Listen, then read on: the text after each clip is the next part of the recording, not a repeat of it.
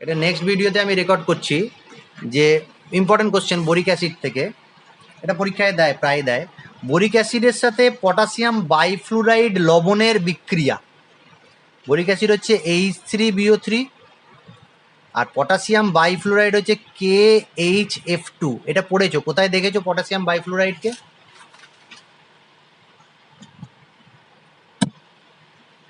Chemical bonding এ দেখেছো, দেখবে hydrogen bonding চ্যাপ্টারটাতে, টপিকটাতে, chemical bonding এর হাইড্রোজেন বন্ডিং টপিকটাতে। এখানে আরো প্রশ্ন আছে, আমি কিন্তু এই ইম্পর্টেন্ট প্রশ্নতে চলে গেলাম। H3BO3 সাথে KHF2, এটা অ্যাসিডিক আমরা জানি। আর এই যে বাইফ্লুরাইড লবণ, এটাও কিন্তু অ্যাসিডিক লবণ একটা, তার মানে এর জলীয় দ্রবণ অ্যাসিড প্রকৃতির হয়।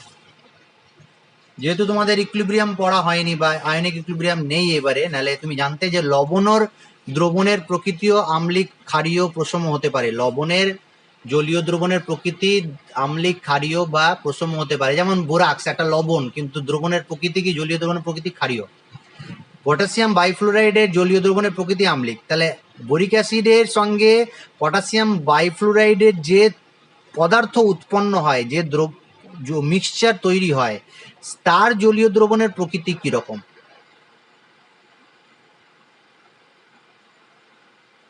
তার দ্রবণের প্রকৃতি কিরূপ? এই প্রশ্নটা ভেনাও দিয়েছে তোমাকে পরীক্ষায়। বোরিক অ্যাসিড, সেই বোরিক অ্যাসিডের সাথে পটাশিয়াম বাইফ্লুরাইডের বিক্রিয়ায় যে পদার্থ উৎপন্ন হয়, সেই পদার্থের যে দ্রবণ, তার প্রকৃতি কিরূপ হয়। তাহলে আগে জানতে হবে কি কি তৈরি হয়। কি কি তৈরি হয় কেউ বলো দেখি আমাকে বই দেখে।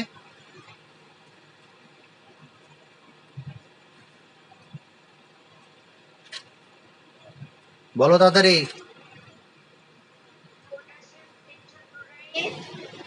পটাশিয়াম টেট্রাফ্লোরাইড আছে, KBF4। হ্যাঁ, টেট্রাফ্লুরোবোরেট, ঠিক আছে। আর পটাশিয়াম হাইড্রোক্সাইড, আর জল তৈরি হয়, লিখছি না এটা। তাহলে এই যে পটাশিয়াম হাইড্রোক্সাইড, এটা ক্ষারীয় প্রকৃতির, তীব্র ক্ষার। তাহলে এদের দ্রবণের প্রকৃতি ক্ষারীয় হয়, কারণ এটা একটা লবণ, এটা কিন্তু তীব্র ক্ষার। তাহলে তীব্র ক্ষারীয় প্রকৃতির হয়। এই দ্রবণে যদি তুমি লাল লিটমাস ডুবিয়ে দাও, তাহলে কি হবে?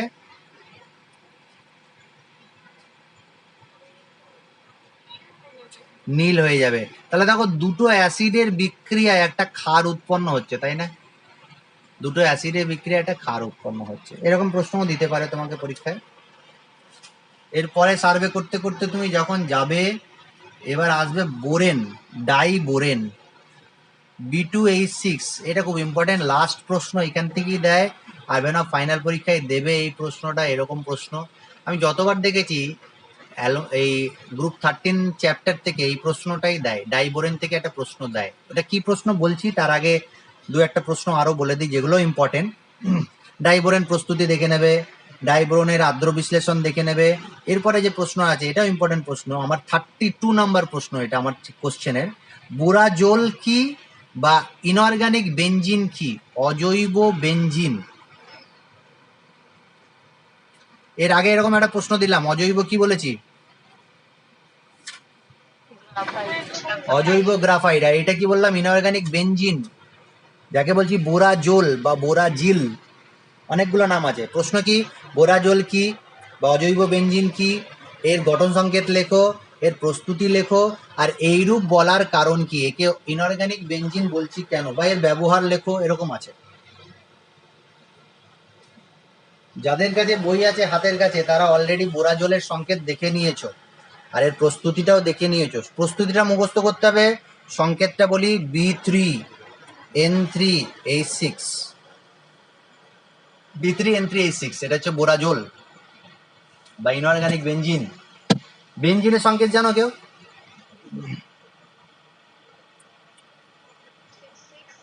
C6H6, এটা হচ্ছে বেঞ্জিনের সংকেত। স্ট্রাকচার কি? কার্বন, কার্বন, 6টা কার্বন হেক্সাগনে থাকে এরকম, double bond, single bond, double bond, single bond, আর সব কটা করে হাইড্রোজেন, একটা করে হাইড্রোজেন থাকে। এটা হচ্ছে বেঞ্জিন। বোরাজলের স্ট্রাকচারে দেখো, 3টে বোরন 3টে নাইট্রোজেন আছে, মানে 6টা কার্বনের জায়গায় 3টে বোরন 3টে নাইট্রোজেন। তাহলে তুমি কি করলে, বোরন দিলে, নাইট্রোজেন দিলে, বোরন দিলে, নাইট্রোজেন দিলে, বোরন দিলে, নাইট্রোজেন দিলে, দুটো বোরন পরপর হয়ে গেছে। হ্যাঁ, এবার দেখো বোরন নাইট্রাইটের সাথে পার্থক্যটা দেখো, মনে হবে স্যার একই রকম তো, কিন্তু এইখানে আর সেটা আর একটা রিং বা এইদিকে রিং বা নিচের দিকে কোনো রিং তৈরি করে না, একটাই বেনজিন রিং এর মতো হেক্সাগন, একটা হেক্সাগন। এবার এখানে double bond, single bond, double bond, single bond, double bond.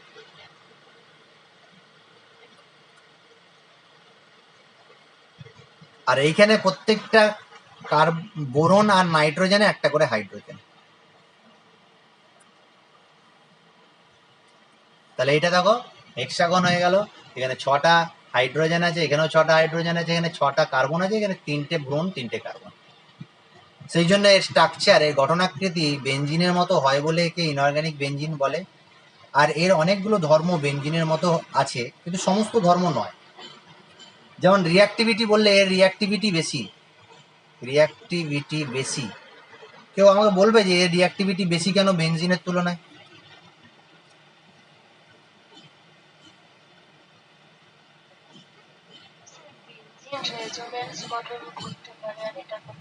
এও রেজোনেন্স করবে।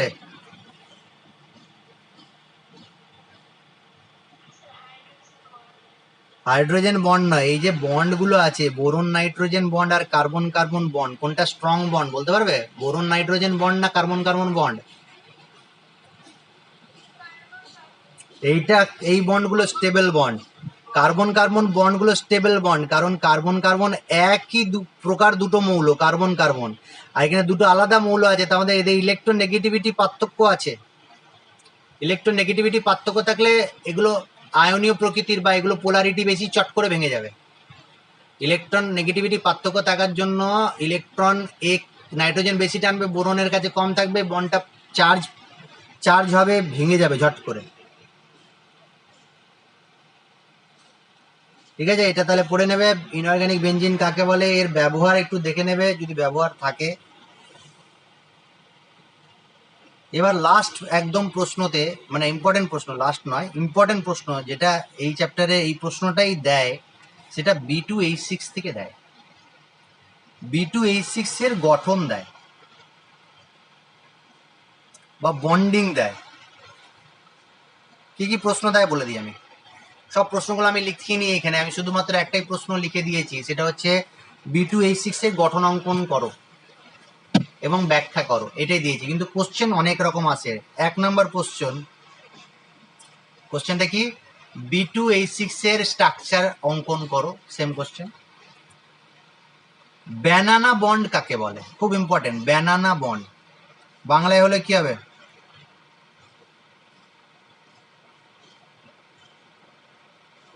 বাংলায় কি বলবে গো ব্যানানা বন্ডকে?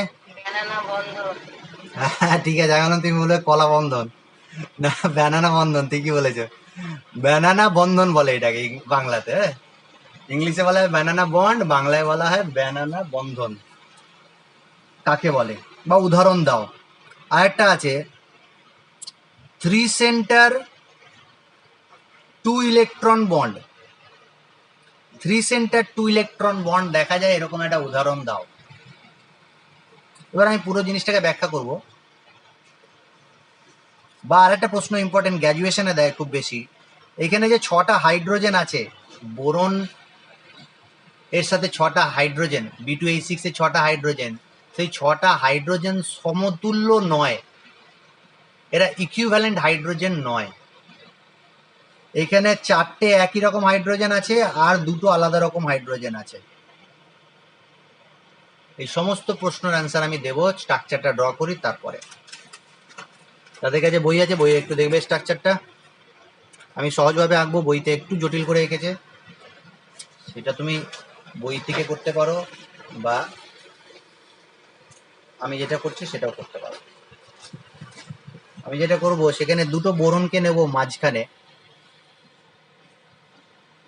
আর এরকম ভাবে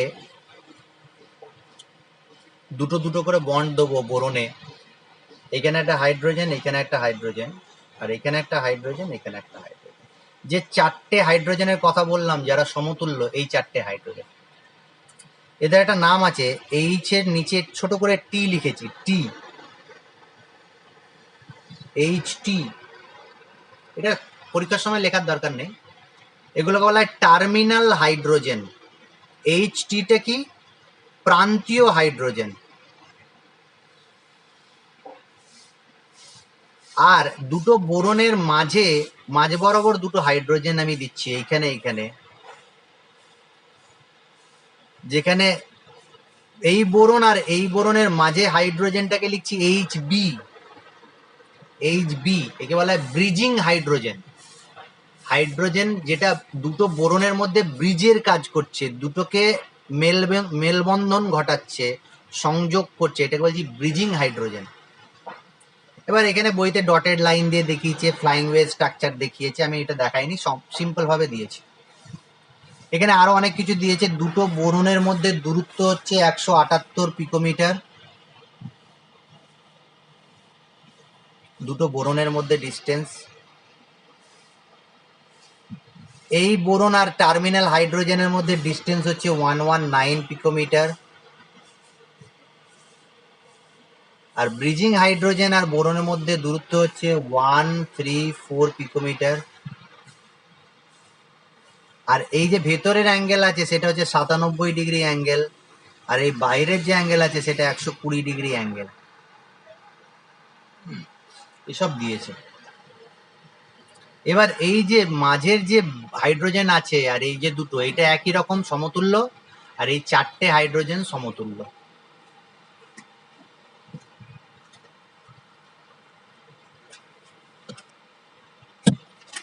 এবার আমি একটা প্রশ্ন অ্যান্সার এখানে দিচ্ছি, দেখো এটা বলেছি 3 সেন্টার 2 ইলেকট্রন বন্ড।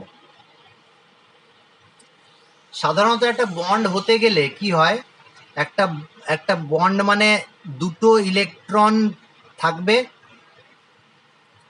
আর দুটো এলিমেন্ট থাকবে, মানে এ আর বি এর মধ্যে বন্ড হচ্ছে, তাহলে এ একটা ইলেকট্রন দেবে, বি একটা ইলেকট্রন দেবে, দিয়ে এরকম ভাবে বন্ডিং হবে, যেটাকে আমি এ সিঙ্গেল বন্ড বি বলি। এখানে দুটো সেন্টার আছে, 2 সেন্টার, আর দুটো ইলেকট্রন আছে, এটাকে বলা হয় 2 ইলেকট্রন। তাহলে নর্মাল যে বন্ড গুলো হয় সেটা হচ্ছে 2 centre 2 electron bond. 2 centre 2 electron bond কি বুঝতে পেরেছি? দুটো অ্যাটম বা দুটো এলিমেন্ট থাকে, তার একটা করে ইলেকট্রন দেয়, সমযোজী বন্ধন হয়, 2 সেন্টার 2 ইলেকট্রন। কিন্তু এখানে কি হয় দেখো, দুই ধরনের বন্ড পাওয়া যায়। এখানে 2 সেন্টার 2 ইলেকট্রন বন্ডও আছে, আর 3 সেন্টার 2 ইলেকট্রন বন্ডও আছে। বোরনের সাথে টার্মিনাল হাইড্রোজেনের যে বন্ডগুলো আছে, বি এর সাথে এইচ টি এর যে বন্ডগুলো আছে, একটা বোরন ইলেকট্রন দিয়েছে, হাইড্রোজেন ইলেকট্রন দিয়েছে, বন্ডিং হয়েছে, এটা 2 সেন্টার 2 ইলেকট্রন। আর এই যে মাঝের দুটো বোরন আর মাঝের hydrogen, boron hydrogen boron, boron hydrogen boron, এখানে 3টে সেন্টার দেখো, একটা বোরন, একটা হাইড্রোজেন বি, আর একটা বোরন, 3টে বন্ড সেন্টার। কিন্তু ইলেকট্রন দুটোই ব্যবহার হয়, হয় বোরন এই বোরনটা একটা ইলেকট্রন দেবে আর এই হাইড্রোজেনটা একটা ইলেকট্রন দেবে, কিন্তু কোনো ইলেকট্রন দেবে না। 3 সেন্টার 2 ইলেকট্রন বন্ড।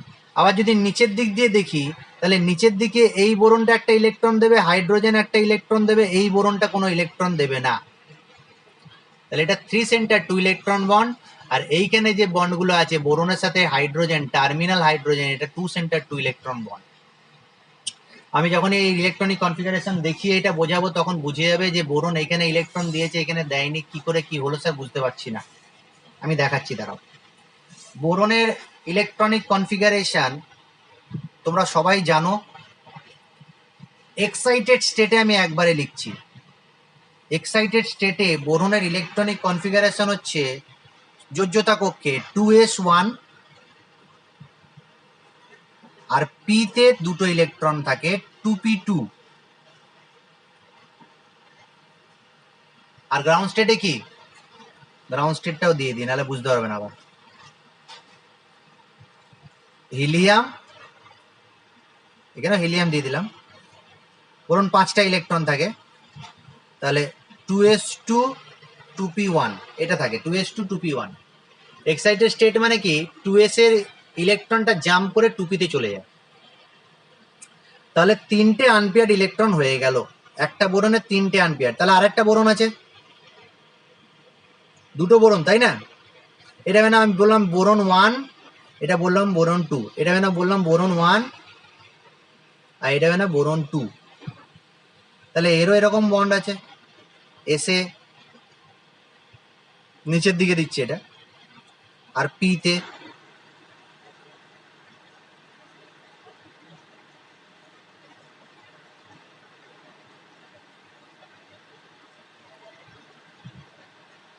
এবার কি হয়, এই যে এসে আর পি এর ইলেকট্রন গুলো হাইব্রিডাইজেশন করে, সংকরায়ন করে,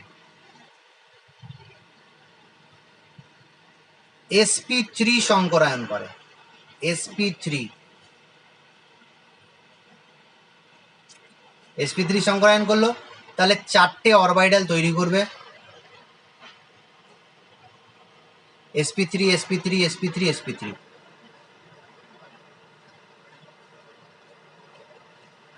তাহলে এরাও sp3 হাইব্রিডাইজ করলে এটাও 4টে অরবিটাল তৈরি করবে।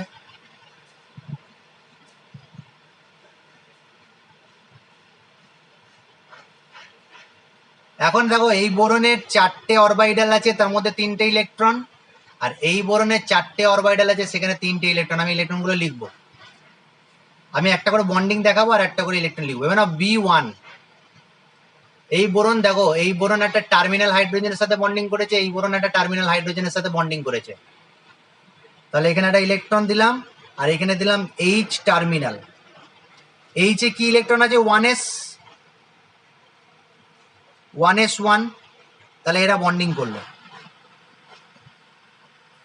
আর একটা নাও sp3 ইলেকট্রনের সাথে আবার একটা HT টার্মিনাল 1s1 এ বন্ডিং করলো। তাহলে এই দুটো বন্ডিং বুঝে গেলে, বোরন HT এর সাথে sp3 একটা ইলেকট্রন, sp3 একটা ইলেকট্রন বন্ডিং করে নিয়েছে। আর একটা বোরন ইলেকট্রন এই যে উপরে ব্রিজিং এর সাথে একটা ইলেকট্রন বন্ডিং করেছে HB এর সাথে। তাহলে দেখো, একটা বোরনের নিয়েছি ইলেকট্রন, একটা ব্রিজিং ইলেকট্রন নিয়েছি, আর এই বোরন নিচের বোরনটাকে নেব না, ফাঁকা নেব।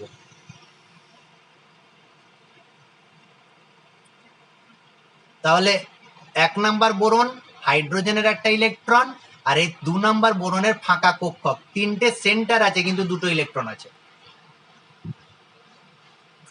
আবার এইখানে যে নিচে 2 নাম্বার বোরন আছে, এই টার্মিনাল যে দুটো বন্ড আছে, সেখানে HT 1s1 এর সাথে বন্ডিং করে নিয়েছে একটা করে।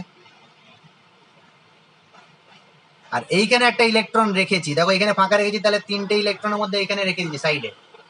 এখানে একটা ব্রিজিং হাইড্রোজেন আর এইখানে ফাঁকা কক্ষক, এরা বন্ডিং করেছে। তাহলে এই যে দুটো বন্ডিং হয়েছে ব্রিজিং এর সাথে, সেটা দেখো 3টে সেন্টার 2টো ইলেকট্রন আছে, আর এইখানে টার্মিনালের সাথে 2 সেন্টার 2 ইলেকট্রন, এখানে টার্মিনালের সাথে 2 সেন্টার 2 ইলেকট্রন। এই ছবিটা আমি পাঠিয়ে দেবো। আর যেহেতু তোমার এই বোরনের সাথে এই বোরনের আর হাইড্রোজেনের যে বন্ডিংটা হয়, এরকম ভাবে বন্ডিংটা হয়, বেন্ট টাইপের হয়, বেন্ট অনেকটা দেখতে কলার মতো বা ব্যানানার মতো,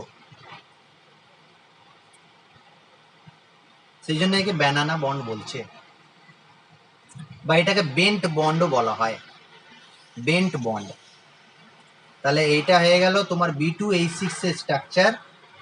পরীক্ষায় কি কি কোশ্চেন দেবে বলে দিলাম, একটু ব্যাখ্যা করে দেবে, ইলেকট্রনিক কনফিগারেশন দিয়ে না দেখালেও হয়, এটা দেখিয়ে দিলেই হয়। এরপরে আছে অ্যালুমিনিয়ামের থেকে কিছু প্রশ্ন। সেই অ্যালুমিনিয়ামের যে প্রশ্নগুলো আছে তুমি নিজে থেকে রিডিং করলেই পারবে।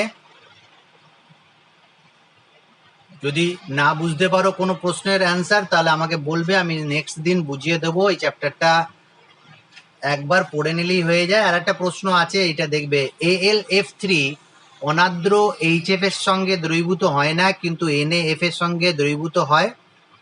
আবার উৎপন্ন দ্রবণে গ্যাসীয় BF3 চালনা করলে AlF3 অদক্ষেপ পড়ে যায়। এই যে কোশ্চেন 38-এর যে প্রশ্নটা আছে, সেই প্রশ্নটার অ্যান্সার কোশ্চেন প্লাস অ্যান্সারে আছে। আর বাকিগুলো পড়ে নেবে, অ্যালুমিনিয়ামের ব্যবহার কি, অ্যামোনেল কি, অ্যালুমিনিয়ামকে গাঢ় উষ্ণ সোডিয়াম হাইড্রোক্সাইডে রাখলে কি হবে, সমীকরণ সহ লেখো, অ্যালুমিনিয়াম পাত্রে নাইট্রিক অ্যাসিড রাখা হয় কেন, এরকম প্রশ্ন অনেক আছে। আর একটা প্রশ্ন আমি বললাম যে বোরিক অ্যাসিড গ্লিসারলের উপস্থিতিতে তীব্রতা বেড়ে যায় কেন, এটাও লিখে দিই। বোরিক অ্যাসিড H3BO3 মৃদু অ্যাসিড, কিন্তু গ্লিসারল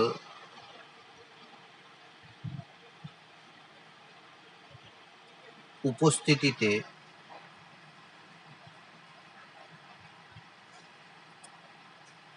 এর তীব্রতা বৃদ্ধি পায় কেন।